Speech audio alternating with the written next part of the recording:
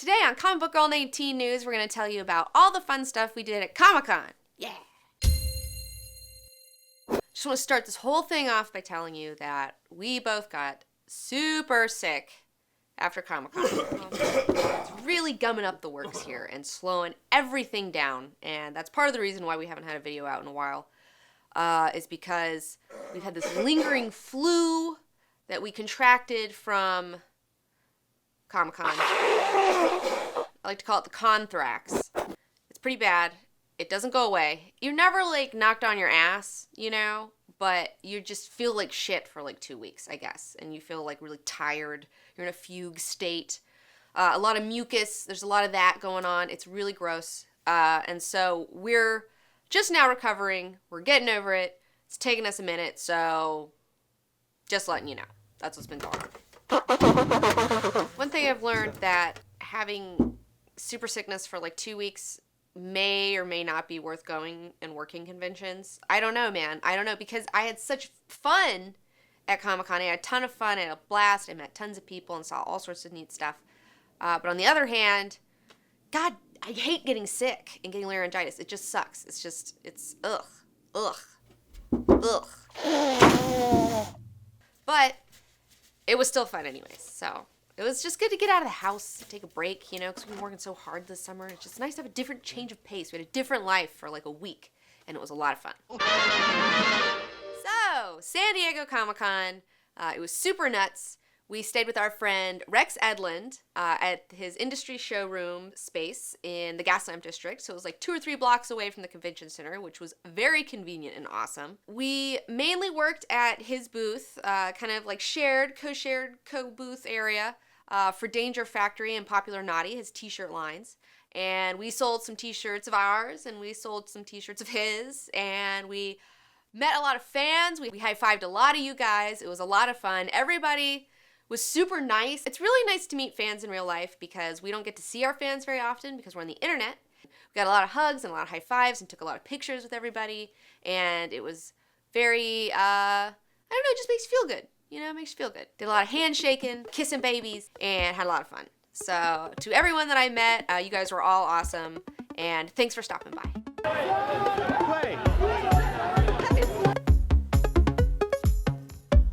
We got Bebop and Rock Sexy. This is what cons are about. These guys are amazing. They do really awesome work. We got nice. Robot totally signed my butt.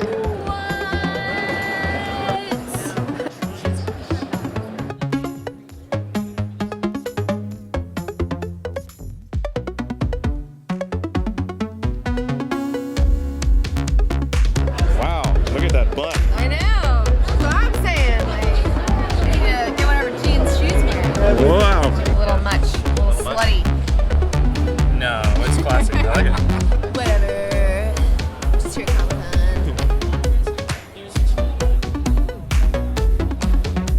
So awesome. Dude, can you believe Pacific Rim is bombing at the box office? What? Can you believe that? It's only made $37 million in its opening. It opened up number 3.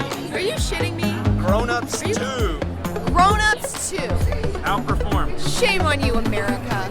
Shame on you. Oh my gosh, April O'Neil, you're the hottest April O'Neil I've ever seen in real life. You're hotter than the cartoon, in my opinion. Oh, yes, that's a good kind of compliment. I want to That commend should be you. You may. Is that? I know. Did you make this yourself? Just get in here. Yes, I did. That's my mom amazing. helped me. Yeah, my mom and I made it together. April O'Neil, everyone. But she's got to go talk to Kevin Eastman. Go do your thing, girl. Beautiful outfit, by the way. You look gorgeous, Storm, as always. Did you make this yourself? I did. That's so awesome. I was Oh my sewing God. this morning. Dude, I know how that goes. Yeah. Stalker.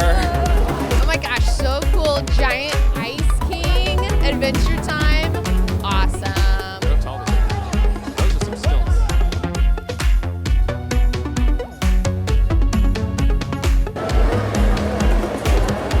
Hey, are you Banana Boat Girl 19? Is that you? Girl 19 right now. Are you Francesca? Oh, I'm Megan. Oh. So obviously we did some partying while we were at San Diego Comic-Con, and one of the parties that we got to check out was one at the industry showroom where we were staying. They hosted Insidious 2 promotional party. It was very exclusive. Not a lot of people just got, so I was really excited that I could see it. And basically what it was this, I don't know, it's like a set design installation type deal where you get to explore this area and these different rooms and these different levels, and they all have these different, haunted house type things going on in them. It's a lot of fun. Even like the bathroom, if you had to go to the bathroom, like there's stuff in there that's like supposed to scare you and stuff. Another thing that happened was that I got to be on MTV 2. For all you 14-year-olds out there, you may have seen me on Guy Code Honors. It was a lot of fun though. I got 2 sound bites in there, so that was really fun. So here's the clip. Check it out. Welcome back to Guy Code Honors, straight from Comic-Con in San Diego. Guys are doing themselves a disservice by not encouraging as many girls as possible to come here, whether they're faking it or not. Always let girls fake it. At least that's been my theory for a long time. And that's it.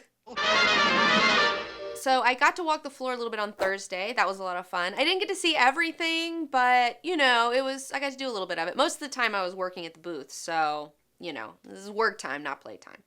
I didn't get to see any panels. A lot of people are coming up to me asking, oh, are you going to go see the Game of Thrones panel? And my response was, fuck no. Holy shit. There are people camping out in the line, like camping to see like Game of Thrones stuff. It's like, I'm not doing that. I'm not going to stand in a line for 20 hours. I don't have time for that. And so, yeah, no panels for us. The one thing I did get to do, which was a lot of fun, was go to the Godzilla Experience.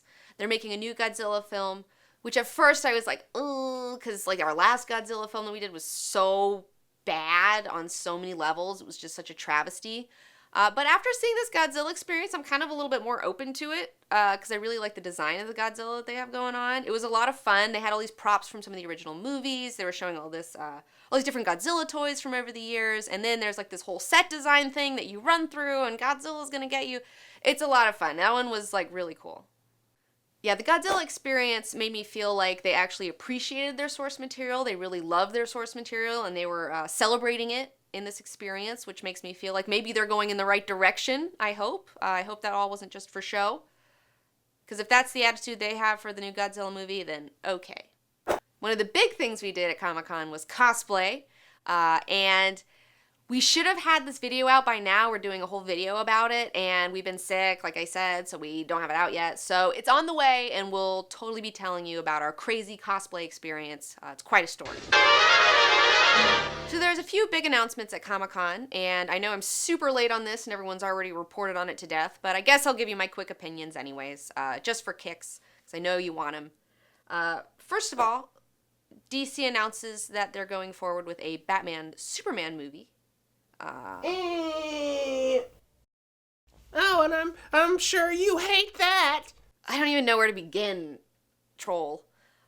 First of all, I think it's smarter to do a Batman-Superman movie than to just jump into the deep end with a Justice League movie because they're just totally, I still don't think that's going to work yet. They're not ready. So I'm not against the idea of a Superman-Batman movie. I am against them bringing back Christian Bale as Batman. I don't think that's a smart move. I don't think it's going to work, and I don't think Christian Bale wants to do it, although I'm sure they could cut him a check big enough and he just would have to, but I don't think that he wants to do it, and I don't want him to do something he doesn't want to do. Because you hate DC. Oh my God. Jesus Christ, okay? You're a Marvel slut, aren't you? Admit it. This is so annoying. You hate DC. Just admit it. You're trying to bring their whole company down. You're bad for the industry. Right. That's enough out of you. All right? Let's clear something up real quick. Let's put our cards on the table. Let's clear the air. I know in the past that I've stated that I'm a Marvel girl. And in saying that, that does not mean that I hate DC because I like Marvel, okay? You want to know why I like Marvel? It's the X-Men. I love the X-Men. And if DC had the X-Men, then I'd be fucking reading the X-Men over there. But they don't. So, that's this whole fucking choose a side bullshit that we have in our culture today is just ruining everything, and comics included. It's like I don't love everything Marvel does, and I don't dislike everything DC does, okay?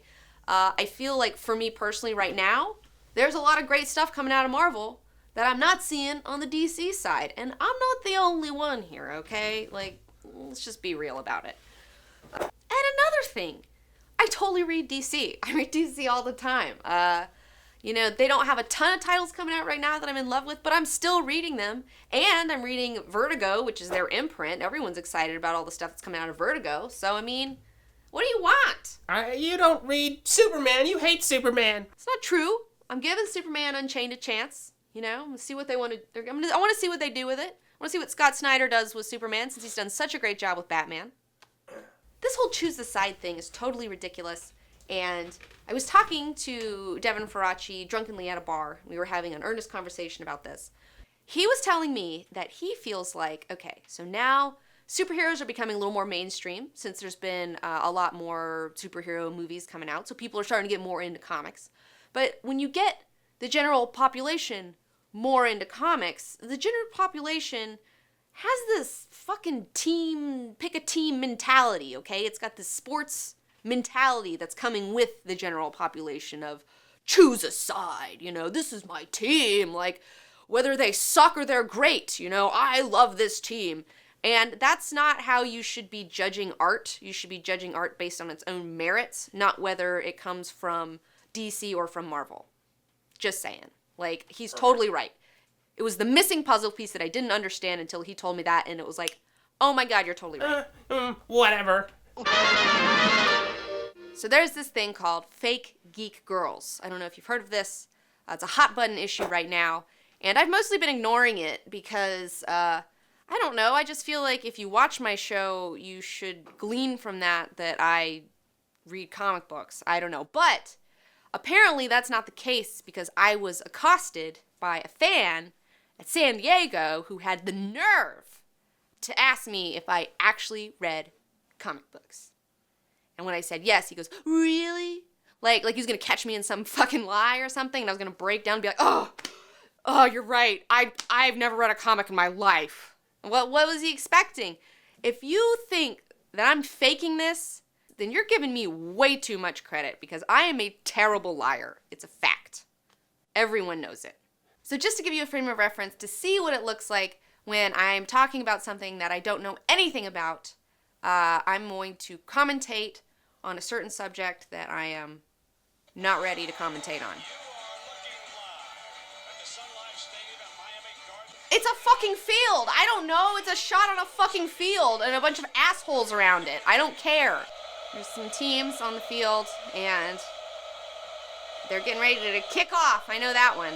And some dude caught it and is trying to run. Oh, he got smushed. Okay, here they go again. They're at the 20. There's something called a first down. I don't know what the fuck that is. Oh, fell off the field. I don't even know where the fucking ball is. It's just a bunch of dudes piling up. Somebody's helmet fell off. Somebody blew a whistle. I don't know why. They handed it off to somebody and he's running down the field and he tripped over some other guy. Field, he got tackled by a bunch of guys. Throwing it again. The guy caught it again. And he's running down the field and he ran off the field. Here we go. It's hockey. All right, they're going around the thing, and who's got the puck? I can't even see it because the little pucks are so small. Push it up the line. Here. All right, they're getting it up there. They're in the other team's territory, the black team. They're still fighting over the puck. They're smushing each other on the boards. Oh, gosh, somebody got a goal. Was it a good goal or was it a sloppy goal? How was it? You know, I couldn't really tell because it's like they're moving so fast and stuff. I need to see the slow-mo. One guy just pushed it in. There's 3 guys around there, and another guy popped it in. All right, up next, they're still hitting the puck around back and forth. They're in the mid area of the ice field. What is it? Oh, they're around the net. Oh, they got it in again. They got it in again. Wow, so you're this bad at this, and your boyfriend plays hockey. Maybe, yeah. He's really embarrassed about me all the time. Can't take me anywhere with all his hockey friends. I'm like, that was a good score you got on the net. Oh, that wasn't even you. I don't know. I can't tell because you guys are wearing 10 layers of padding. That's offsides. What is that? I don't even know what... So that's it for Comic Book Girl 19 news. Be sure to subscribe to my channel if you haven't already, and there's more videos on the way, so sit tight. We also got to meet a lot of really cool people while we were there. I bumped into Devin Faraci of Badass Digest at a bar, and we got to talking about how fucking summer movies have just been a bummer, and that made me feel better. It's very therapeutic. Also, Scott Snyder stopped by the booth and said hi to us, which was really cool and very unexpected. I was like really excited about that. Super nice guy, and also amazing writer, duh. Finally got to meet Joe Keaton of Glory, and he stopped by and brought me this, which is the second trade of Glory. And it may have a little blurb back here by yours truly. So I know that I was recommending this earlier, and only the first volume was out. So now I'm here to tell you that the second volume is out, and you should totally pick it up because it's totally awesome. Also, I met Diana Rowling, the woman who writes the White Trash Zombie series, who I modeled for. Yes, it is in bookstores now, White Trash Zombie Apocalypse, but I believe it's the third in the series, so there's 2 other ones before it. And I'm on the cover. I modeled for it for Dan Dos Santos, the very talented Dan Dos Santos, who we will be partying with at Dragon Con. But let's get back to San Diego. I also got to meet Dodger of Press Hard to Continue. She was super cute in real life, just as awesome as I anticipated, and it was really good to see her, meet her for the first time. Also, got to run into Eric Kinnett, one of my favorite artists. He is so awesome. And we traded. I gave him some of our t-shirts, and he gave me his new art book photo, and it's so cool. It's got tons of his illustrations in there. Yeah, this guy, like, the crazy shit he does with Copic markers is just, like, out of this world. Oh, and we also got his new Iron Man print that's, like, totally rad. And he also drew this picture of Robot. It's so awesome. And I almost met Grant Morrison. Man, I missed him by like 40 minutes, okay?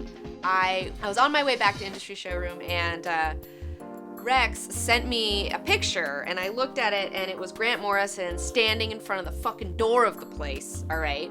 And I was like, oh my god, like, you know, and he was just like, oh, I should have been here at 7, ugh. And, you know, maybe it's good that I didn't meet him because I probably totally would have blown it and looked like some weirdo fangirl. So it's good to have somebody else talk you up, because Rex was like totally talking me up and be like, yeah, she did a review of Flex Mentallo. So maybe Grant Morrison will watch my review of Flex Mentallo, which would make me really happy. So that was pretty nice. Only at Comic-Con.